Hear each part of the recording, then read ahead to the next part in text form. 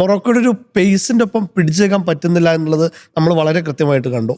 ആദ്യത്തെ 12 മിനിറ്റിൽ 6 ഗോൾ ശ്രമങ്ങളാണ് മൊറോക്കോ നടത്തിയത്. ആദ്യത്തെ 12 മിനിറ്റിൽ 6 ഗോൾ ശ്രമങ്ങൾ. ബ്രസീലിനാണ് 6 ഫൈനൽ തേർഡിൽ അവിടെ എത്തി. തിരിച്ചിങ്ങോട്ടൊന്നും വരുന്നില്ല. ഒരു 14 മിനിറ്റിലാണ് ഒരു ശ്രമം വരുന്നത്. അത് നല്ലൊരു ചാൻസ് ആയിരുന്നു വിനീഷ്യസ് ഉണ്ടാക്കിയത്.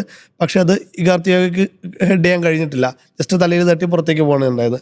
അത് പക്ഷേ മത്സരഫലം മാറുമായിരുന്നു. പക്ഷേ മത്സര ഗതിക്കനുസരിച്ച് തന്നെയാണ് ഫസ്റ്റ് ഗോൾ വരുന്നതും. അദ്ദേഹം ഗംഭീരമായിട്ട് തന്നെ ഫിനിഷ് ചെയ്തു എന്നുള്ളതാണ് ഇസ്മായിൽ ചെയ്തിട്ടുള്ളത്. ബ്രാഹിം ഡയസിൻ്റെ ഒരു പക്ക ത്രൂ ബോളായിരുന്നു. ഓടിയെടുക്കുമ്പോൾ നമ്മൾ ആ സ്ലോ മോഷനെ കാണുമ്പോൾ കൃത്യമായിട്ട് മനസ്സിലാവുന്നുണ്ട്. ഡിഫൻഡേഴ്സ് അദ്ദേഹത്തിന് പിന്നാലെ ഓടുന്നുണ്ട്, പക്ഷേ ഓടിപ്പിടിക്കാൻ കഴിയുന്നില്ല. അലീസിന് ഫ്രണ്ടിൽ നിന്ന് ഓടി വന്നു, പക്ഷേ അദ്ദേഹം വേറെ ഫേക്കിങ്ങിനെ മറ്റും ശ്രമിക്കാതെ അലീസിൻ്റെ തലയ്ക്ക് മുകളിലൂടെ ഒരു ലോബിയാണ് ബോൾ ചെയ്തത്. അങ്ങനെ അനായാസം ഇത് വലയിലായി.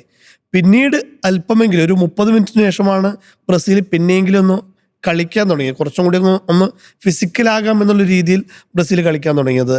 അത് ആ ഗോൾ വന്നിട്ടില്ല. ആ ഗോൾ മാത്രമേ ഈ ഒരു 90 പ്ലസ് 10 മിനിറ്റ് എക്സ്ട്രാ ടൈം വന്നിരുന്നു. ഇത്രയും സമയത്തിൻ്റെ ഇടയിൽ ഒരു ഗോൾ മാത്രമേ ബ്രസീലിൻ്റെതായിട്ട് പറയാനുള്ളൂ.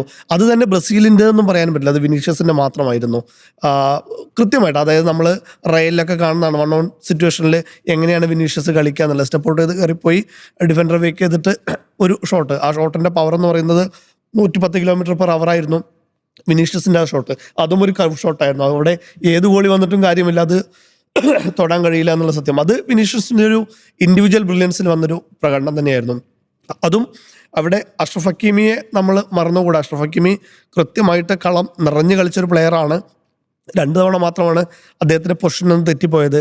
ആ 2 തവണ വിനീഷ്യസ് കയറിപ്പോയി, ഒരു തവണ ഗോളും അടിച്ചു.